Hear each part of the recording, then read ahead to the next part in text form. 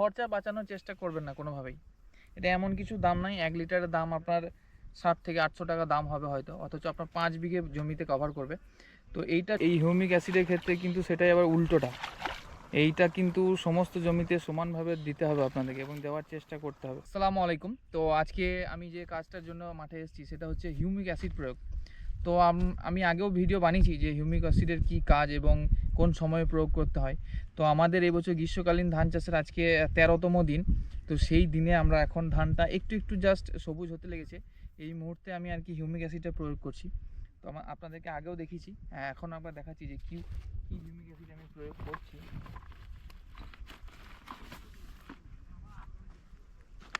এই যে এক্সিলেন্সি কোম্পানির একটা হিউমিক অ্যাসিড, এটা আমি 200 ml করে প্রতি বিঘা ডোজ হিসাবে দেব।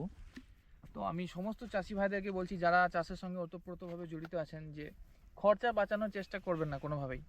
এটা এমন কিছু দাম নাই, 1 লিটারের দাম আপনার 700 থেকে 800 টাকা দাম হবে হয়তো, অথচ আপনার 5 বিঘে জমিতে কভার করবে। তো এইটার জন্য আপনার যে গাছের যে গ্রোথটা আপনি উপলব্ধি করতে পারবেন, মানে এটা দেওয়ার সাথে সাথে আপনার গাছকে সবুজ করে দেবে, নিউট্রিশন ভরে দেবে এবং এর সব থেকে যেটা ভালো কাজ সেটা হচ্ছে আপনার শিকড়টাকে এত সুন্দর বৃদ্ধি করবে তলায় তলায়, যে আপনি যে জমিতে যে সারটা প্রয়োগ করবেন সেটা সঠিক টাইমে এবং মানে ও খেতে পারবে, মানে খাওয়ার উপযুক্ত করে দেবে গাছটাকে। তো এইটাই হচ্ছে এই হিউমিক অ্যাসিডের কাজ। তো এটা আমি যতদূর জানি, মানে এর আগে আমার আব্বুরা যেভাবে চাষ করতো তো এই ধরনের জিনিসের কোনো প্রয়োগ করেনি। তো এইটা আপনাদেরকে মেনটেন করতে হবে। আপনারা এটা দানা আকারেও পাওয়া যায় এবং লিকুইড আকারেও পাওয়া যায়, যেভাবে আপনারা দিতে পারবেন। তো এখন যেহেতু ছোটো গাছ, তো আমি সাজেস্ট করব স্প্রে আকারে দেবেন না, হয় দানাটা দেবেন বা এই লিকুইডটা নিয়ে বালির সঙ্গে মিক্স করে দেবেন, এতে খরচা কমবে।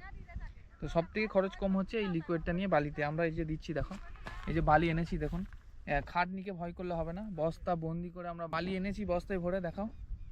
তো এইভাবে বালি নিয়ে এসে এই যে এক একটা করে বালতি করে দিয়ে আমরা বালির সঙ্গে মিক্স করে এগুলো জমিতে প্রয়োগ করছি।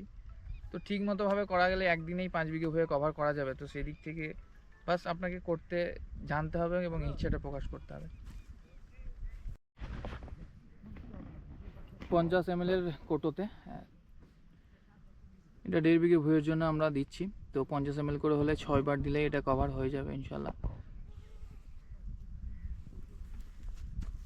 হবে না, আর একটা বোতল বার করতে হবে।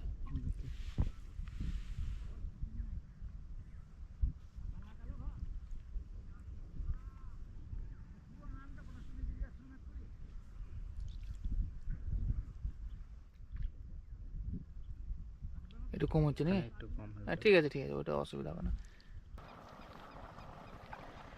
আমি দেখবেন আপনাদেরকে আগের ভিডিওতে বলেছিলাম ঘাস মারা দেওয়ার সময় যে সমানভাবে সমস্ত জমিতে না পড়লেও হবে, কিন্তু ঠিক এই হিউমিক অ্যাসিডের ক্ষেত্রে কিন্তু সেটাই আবার উল্টোটা। এইটা কিন্তু সমস্ত জমিতে সমানভাবে দিতে হবে আপনাদেরকে এবং দেওয়ার চেষ্টা করতে হবে, তাতে অল্প অল্প করে হোক সময় নিয়ে আপনাকে সমস্ত জায়গায় ছেটাতে হবে, কারণ এইটা আলাদা কাজ, এটা সমস্ত জায়গায় যেতে হবে। এটা পানির মাধ্যমে অতটা বয়ে যাবে না যতটা ঘাস মারাতে কাজ হবে। তো প্রতিটি জিনিসকে কিন্তু একসঙ্গে গুলিয়ে ফেললে হবে না। সফলতার মেন জিনিসই কিন্তু এইগুলো, এই ছোট ছোট বিষয়গুলোকেও খেয়াল রাখতে হবে। তো ঘাস মারা ওষুধটার জন্য যেরকম বলেছিলাম যে জমির মাঝ বরাবর বা একটা অ্যাডজাস্ট করে দিয়ে দিলেই কিন্তু গোটা জমিটা ওটা অ্যাকশন নিয়ে নেয়, কিন্তু হিউমিক অ্যাসিডের ক্ষেত্রে সেটা কিন্তু নয়, এটা সম্পূর্ণ আলাদা। এটা যেভাবে রাসায়নিক সার আমরা ইউরিয়া 10-26 পটাশ প্রয়োগ করি, সমস্ত গুছির গোড়ায় গোড়ায় এটাকে দেওয়ার চেষ্টা করতে হবে। আশা করি আপনারা সবাই বুঝতে পেরেছেন। আসসালামু আলাইকুম।